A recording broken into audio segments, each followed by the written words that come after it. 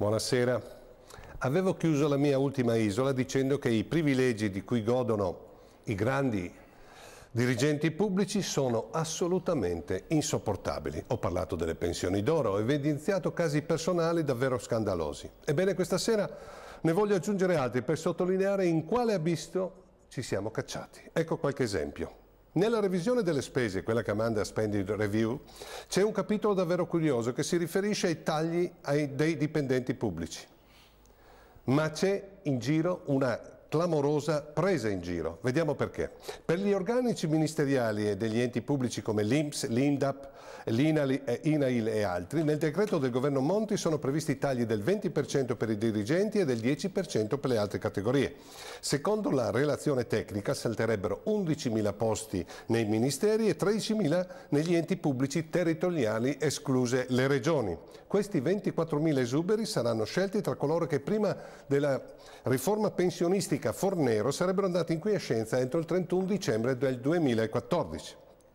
Ebbene, questi dipendenti statali, ed è questa la novità incredibile, andranno in pensione con le vecchie regole. In pratica, per questi lavoratori pubblici la scure della Fornero non verrà calata loro sul collo. Per lo Stato pagare lo stipendio o la pensione ad un lavoratore pubblico non cambia nulla in termini economici e allora sarebbe stato più conveniente tenerli al lavoro se economicamente questi licenziamenti non portano vantaggi. Infatti, secondo il Fatto Quotidiano, il licenziamento di questi 24.000 statali non porterà nessun beneficio alle casse statali. Nel 2013 avremo un maggiore esborso di 172 milioni perché si dovrà pagare loro il TFR, la buonuscita, mentre nel 2014 si avrà un risparmio di 114 milioni, di 29 nel 2016 e nel 2017 sarà azzerato tutto. Il beneficio finanziario quindi pari a zero.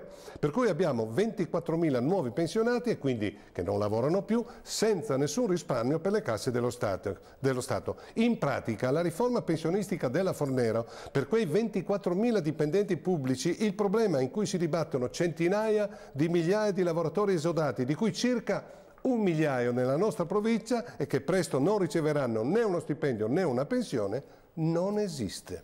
E adesso sono in fila all'INDAP per fare i conti per la loro pensione ed entrare così nella lista degli esodati pubblici che andranno in pensione anticipata. E mentre la stragrande maggioranza degli italiani si sta confrontando con questa crisi e con le nuove riforme del governo Monti, vediamo cosa succede nel frattempo in Sicilia. Questa sera se ne è parlato parecchio. La Sicilia, è notizia di questi giorni, è a rischio fallimento. Eppure il governatore Lombardo, da quando il 26 aprile scorso ha annunciato di dimettersi entro il prossimo 31 luglio, ha fatto 100 nomine di sottogoverno. Come scrive la Repubblica, ha gratificato con poltrone pubbliche il capo della sua segreteria Pippo Greco, il suo vice capo gabinetto Gianni Silvia, il suo responsabile della segreteria tecnica Cleo Licalzi. A Biagio Semilia, il blogger che cura il suo sito personale, ha rinnovato la consulenza per oltre 3.500 euro mensili, poi ha trovato una sistemazione per l'ideologo del suo movimento Beppe De Santis e per il commissario del suo partito a Messina Antonio Andò. Marcello Caruso, dirigente del suo partito nel Palermitano, lo ha sistemato nell'Istituto regionale Vino e Olio. Per un suo ex deputato, Rizzotto Lombardo, aveva pensato di sistemarlo nell'ente Lavoro Sicilia, ma Rizzotto ha fatto sapere che non poteva accettare perché ha un impiego pubblico ed era incompatibile per quel ruolo. Ma il governatore Lombardo non si è preso d'animo, ha nominato in quell'ente pubblico la compagna dell'ex deputato Salvina Profita.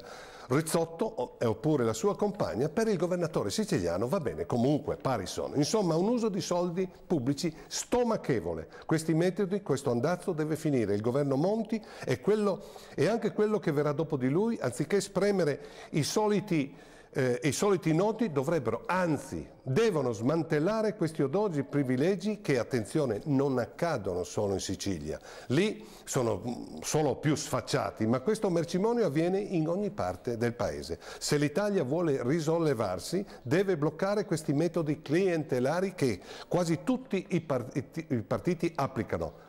Attenzione, sottolineo, quasi tutti i partiti, e che succhiano il sangue a quei cittadini e sono la stragrande maggioranza che lavorano, producono e pagano le tasse. A mercoledì prossimo.